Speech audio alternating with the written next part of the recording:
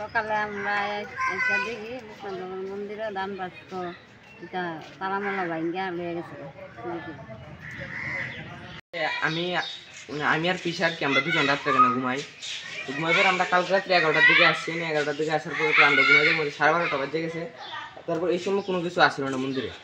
তারপর আমি যে সময় আজকে ঘুম থেকে উঠছি প্রায় সময় 6টা বাজে। তারপর আমি উঠে দেখি মানে এই যে আছে না এটি খোলা, প্রায় সময় 5টা না 5:30 বাজে এটি খোলা, এই সবগুলা খোলা। তারপর আমি পিসাকে ডাক দিলাম, পিসা আমার বাবুকে ঘুম দিচ্ছে মানে পুরোহিত আর কি মন্দিরে। তারপর এলে আইলা তারপর ওই কমিটিরা খবর দিছে। তারপর আমি সিসি ক্যামেরা ফুটেজ দেখছি না যে 2টা ছেলের আমি দেখতে পাচ্ছি, কিন্তু এটির মানে মুখটা চেনা গেছে। মুখোশ পরা অবস্থা মুখোশ পরা আছে। কি কি নিছে তারা এখান থেকে? এই যে এখানে একটা দান বাক্স ছিল, ওই দান বাক্সটার মধ্যে প্রায় লাখ-খানিকের মতো টাকা ছিল।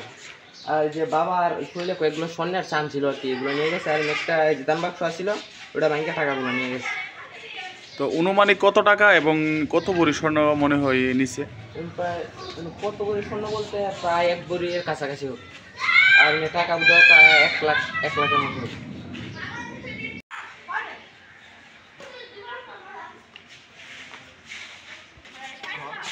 আইসিটি জানে ঘুমাইতে এই জায়গায়, তো ঘুমাইতে 12টা বাজিয়ে গেছে।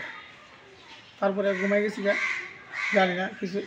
ভোর 5টার সময় ওইটা দেখি ওই দরজাটা খোলা, ওই দরজা খোলা।